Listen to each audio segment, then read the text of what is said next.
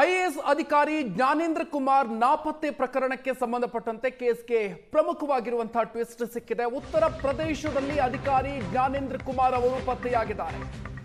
ಅನಾರೋಗ್ಯ ಪೀಡಿತ ತಂದೆಯನ್ನ ನೋಡೋದಕ್ಕೆ ಐಎಎಸ್ ಅಧಿಕಾರಿ ಹೋಗಿದ್ರು. ಜ್ಞಾನೇಂದ್ರ ಕುಮಾರ್ ಜೊತೆಗೆ ಖುದ್ದಾಗಿ ನಾನೇ ಮಾತಾಡಿದ್ದೀನಿ ಅಂತ ಹೇಳಿ ಗೃಹ ಸಚಿವರು ಹೇಳಿದ್ದಾರೆ.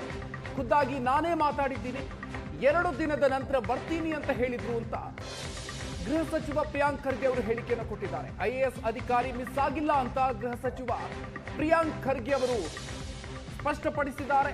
ಮೊಬೈಲ್ ಆಫ್ ಇತ್ತು, ಹೀಗಾಗಿ ಸಂಪರ್ಕ ಮಾಡೋದಕ್ಕೆ ಆಗಿರಲಿಲ್ಲ. ಐಟಿ ಇಡಿ ಭಯಕ್ಕೆ ಹೋಗಿದ್ದಾರೆ ಅನ್ನೋದು ಸುಳ್ಳು ಅನ್ನುವಂಥ ಮಾತನ್ನ ಗೃಹ ಸಚಿವರು ಹೇಳಿದ್ದಾರೆ.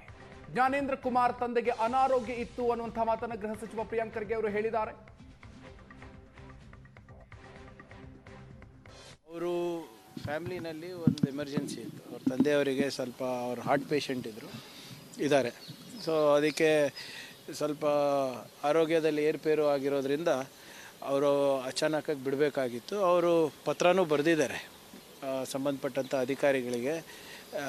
ಒಂದು ಹ್ಯಾಂಡ್ ರಿಟನ್ ಲೀವ್ ನೋಟ್ ಕೂಡ ಹೇಳಿದ್ದಾರೆ. ಒಂದು ವಾರ ಸ್ವಲ್ಪ ನನಗೆ ಊರಿಗೆ ಹೋಗಿ ಬರಬೇಕಾಗುತ್ತೆ ಅನಿವಾರ್ಯ ಕಾರಣಗಳಿಂದ, ಲೀವ್ ಗ್ರಾಂಟ್ ಮಾಡಿ ಅಂತ. ಬಟ್ ನಿನ್ನೆ ರಜಾ ಇರೋದ್ರಿಂದ ಅದನ್ನು ಪ್ರೊಸೆಸ್ ಮಾಡಲಿಕ್ಕೆ ಆಗಿಲ್ಲ.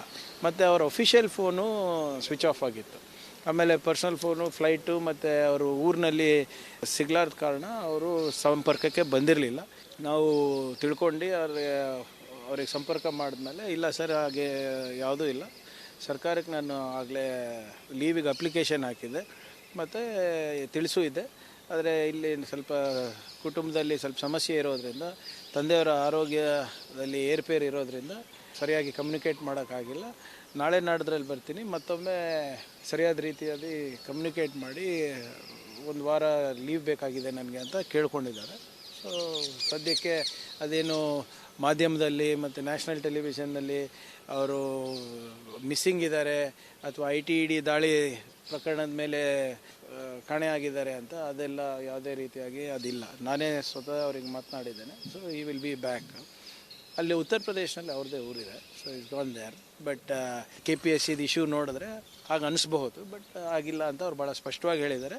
ಯಾವುದೇ ತನಿಖೆ ಮಾಡಲಿ, ಯಾವುದೇ ಸಂಸ್ಥೆ ಇದ್ರೂ ಅವ್ರು ಸರ್ಕಾರಿ ನೌಕರಿದ್ದಾರೆ, ಕೋಆಪ್ರೇಟ್ ಮಾಡಲೇಬೇಕಾಗುತ್ತೆ, ಮಾಡ್ತೀನಿ ಅಂತಲೂ ಹೇಳಿದ್ದಾರೆ. ಅದು ಸದ್ಯಕ್ಕೆ ಅವ್ರ ಮೇಲೆ ಯಾವುದೇ ಆರೋಪನೂ ಇಲ್ಲ. ತನಿಖೆ ಮಾಡಬೇಕಂತನೂ ಕೂಡ ಯಾರೂ ನಮಗೆ ಅರ್ಜಿ ಕೊಟ್ಟಿಲ್ಲ. ಸೊ ಅದ್ರ ಬಗ್ಗೆ ಭಾಳ ಸ್ಪಷ್ಟತೆ ಇರಲಿ.